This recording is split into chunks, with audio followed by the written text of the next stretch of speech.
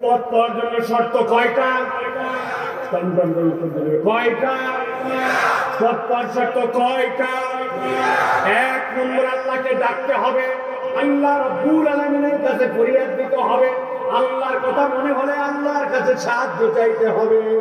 সবার আগে সব বিপদে যদি আপনার রবের কথা আপনার মনে পড়ে যায় আগে, তাহলে বুঝবেন গোলামের দিক দিয়ে আপনার রবের সাথে আপনার সম্পর্কটা এখনো অটুট আছে।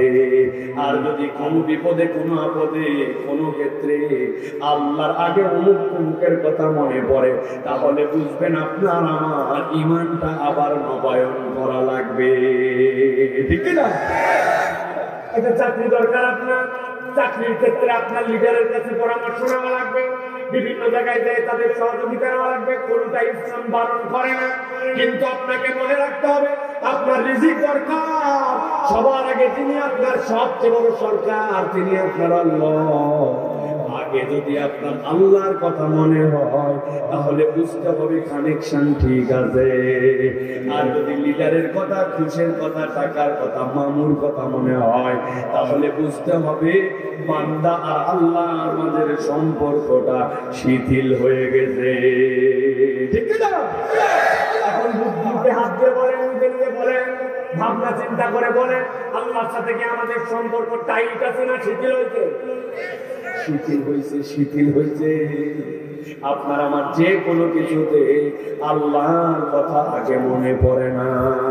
অথচ রাসূলুল্লাহ সাল্লাল্লাহু আলাইহি সাল্লাম বলেছেন, তোমার যদি জুতার ফিতা ছিঁড়ে যায়, আগে আল্লাহকে জানাও, আল্লাহ জুতাটা তো পরতেছিলাম, ফিতাটা ছিঁড়ে গেল, নতুন একটা জুতা লাগবে, আল্লাহ ব্যবস্থা করে দাও। এরপরে বাপের কাছে যায় বলবেন, আব্বা টাকা আছে নাকি, জুতাটা তো আমার লাগবে। আপনি যে আল্লাহর কাছে আগে বলছেন, আপনার বাপের কামাইটা আল্লাহ দেয়, আল্লাহর পক্ষ থেকে আপনার বাপের হৃদয়ে কামাইয়ের মধ্যে আপনার জুতা কেমনে আসবে, এই ম্যানেজমেন্ট আল্লাহ দান করে দিবে। এই জন্য আল্লাহ রাব্বুল বলছেন, ফালইস্তাজিবু লি ওয়ালিউমিনু বি লাআল্লাহুম ইয়ারশুদুন।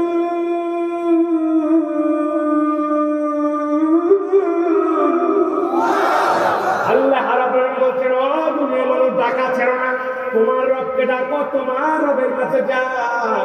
একবার যদি বান্দা আল্লাহর সাথে কানেকশন বানায় নিতে পারে, আল্লাহর সাথে বান্দার সম্পর্ক জুড়ে যায়, ওই বান্দাকে আল্লাহ ছাড়া আর কারো দিকে ধর্ণা দেওয়া লাগবে না। ঠিক না? আপনার সম্পর্ক হেড অফিসে, সম্পর্ক কোথায়? হেড অফিসে। উমুকে বলতেছে এমপির কাছে যাও, আরেকজন বলছে মন্ত্রীর কাছে যাও, আরেকজন বলছে সচিবের কাছে যাও। ও বলতেছে, ভাই আমার হাতে এত সময় নেই, ভাই আমি আজকে প্রধানমন্ত্রীর সাথে দেখা করতে যেতে যা বলার ওখানে বলবো। সচিব বলবে, বাবা রে বাবা, আমার কাছে যেতে বলছিল, বলছে প্রধানমন্ত্রীর কাছে। থাক ভাই, আপনি যান ভাই, আপনার সাথে আমার দরকার নেই। অনেক গুণে চলবে মানুষ, ঠিক কিনা?